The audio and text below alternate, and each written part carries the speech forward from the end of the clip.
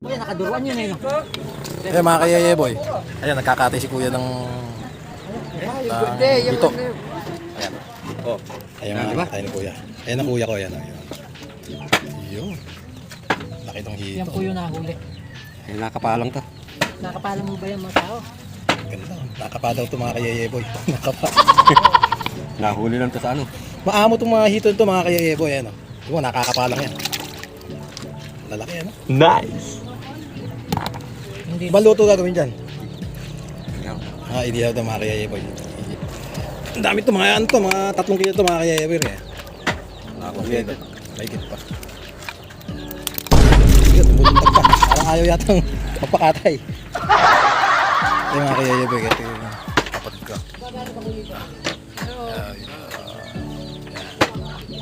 yung asawa ko yun. Ay, yun eh. Sarap pala pag napapahinga. Paminsan-minsan. Ito mga kayaya boy. Ito may mga alaga ng kapatid ko, ang kuya ko. Ito. Ang dami niyang alaga mga kayaya boy. Nice! Oh, di ba? Ayun na. Yan.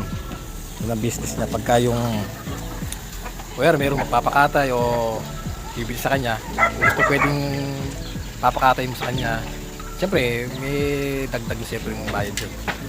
Kung gusto niyo naman, magpapaluto kayo, may luluto niya yung bibi na binili niyo. Kahit anong luto kayo, adobo, kaldereta, gusto niyo. Ayan, hindi kasama yung aso, bawal yung aso. Bantay dyan yan. Bantay sa mga alaga niya yan.